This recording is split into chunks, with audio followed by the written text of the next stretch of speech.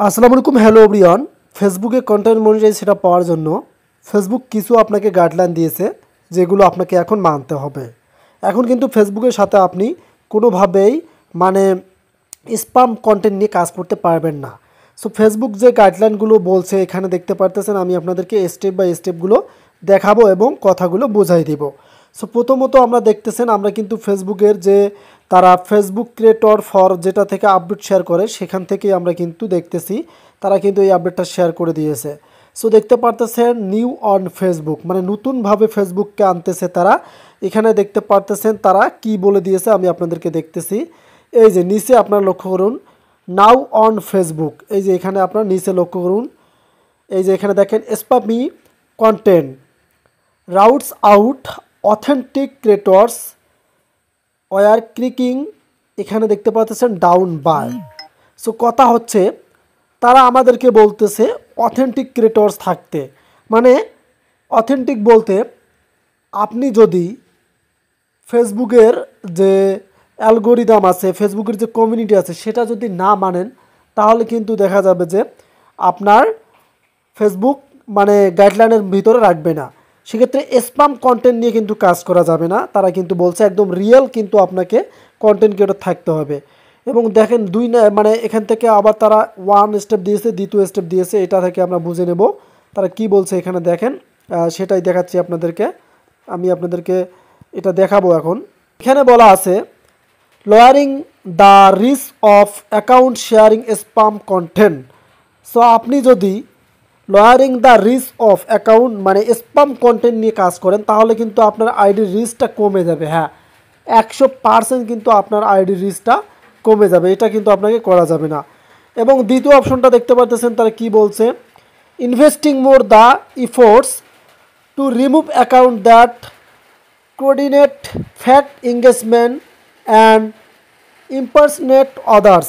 আপনি যদি fact engagement collect করেন তাহলেও কিন্তু হবে না, এটা কিন্তু মাথায় রাখতে হবে। সব থেকে এখানে গুরুত্বপূর্ণ তারা বুঝাই দিয়েছে স্প্যাম কন্টেন্ট কিভাবে ধরবে। তারা দেখেন দেখা যাচ্ছে আপনি এই একই ভিডিও আপনার আইডিতে ছাড়ছেন বা আপনার বন্ধু ওই একই ভিডিও তার আইডিতে ছাড়ছে বা আপনার আরেকজন বন্ধু ওই একই ভিডিও আরেক আইডিতে ছাড়ছে। সো একটা ভিডিও যদি 3টা আইডিতে ছাড়া হয় সেটা কিন্তু স্প্যাম কন্টেন্ট হয়ে যায়। সেক্ষেত্রে দেখতে পারতেছেন তারা এলিজিবল, এই যে বলে দিয়েছে এখানে দেখতে পারতেছেন account engaging in this behaviour will be ineligible.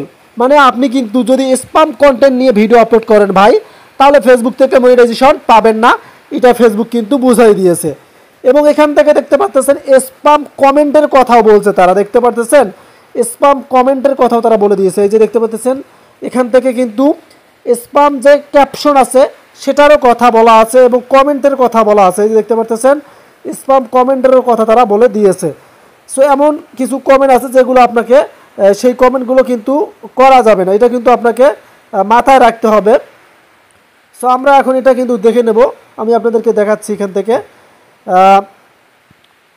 থেকে আমরা এই লাইনটা দেখে নেব।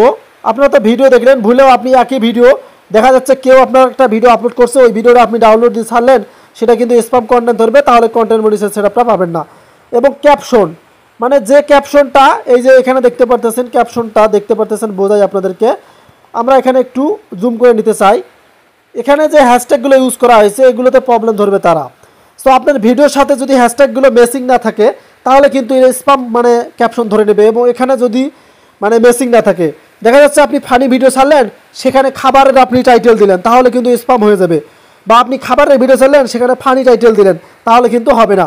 আপনি ভিডিও রিলেটেড কিন্তু আপনাকে টাইটেল ব্যবহার করবে, তাহলে স্প্যাম হবে না।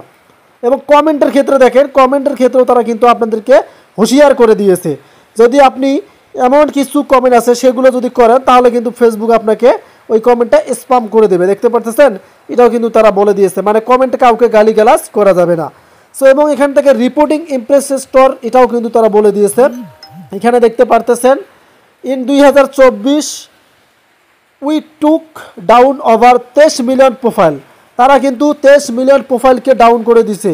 সেক্ষেত্রে আপনারা এখন হুঁশিয়ার থাকবেন, প্রথমত আপনারা কারো ভিডিওর কমেন্টে গালাগালিজ করবেন না, এবং দ্বিতীয়ত আপনাকে যে টাইটেলটা দিবেন ভিডিও, অবশ্যই মাথায় রাখবেন আপনার ভিডিও অনুযায়ী আপনি টাইটেলটা দিবেন, যাতে আপনাদের টাইটেলটা বিগন্নত না হয়।